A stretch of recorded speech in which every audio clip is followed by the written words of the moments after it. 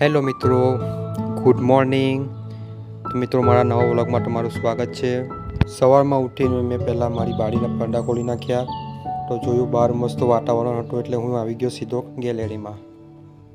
ગેલેરીમાંથી આવીને હું સીધો બ્રશ કરવા લાગી ગયો. પછી થઈ ગયો નાવાનો ટાઈમ એટલે હું ચાલી ગયો સીધો નાહવા માટે.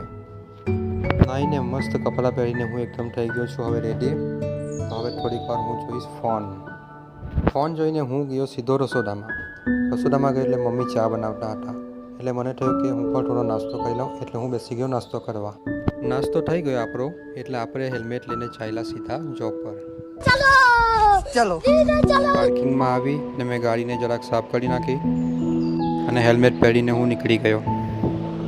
સવારના થઈ ગયા ભગવાનના દર્શન એટલે દિવસ પણ મસ્ત જશે. સવારમાં વાતાવરણ પણ ઠંડુ હોય એટલે ગાડી ચલાવવાની પણ મજા આવે. પછી હું ગયો દુકાને કેમ કે મારે ખિસકોલી માટે લેવાના હતા દાણા લઈને હું આવી ગયો રોઝ ગાર્ડનમાં. આ દાણા હવે આપણે અહીંયા દિવાલ ઉપર નાખી દઈશું એટલે ખિસકોલી ખાઈ લેશે. તો મિત્રો જુઓ, દાણા નાખ્યા એટલે ખિસકોલી ખાવા માટે આવી પણ ગઈ છે. મિત્રો આને શું કહેવાય જરા કોમેન્ટ કરીને કહેજો. જુઓ ખિસકોલી કેવી મસ્ત બેસીને દાણા ખાય છે.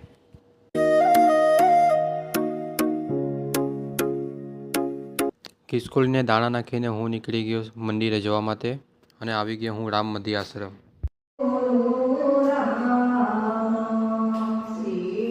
તો મિત્રો, મારા એક નવા વ્લોગ સાથે હું તમને ફરીથી મળીશ.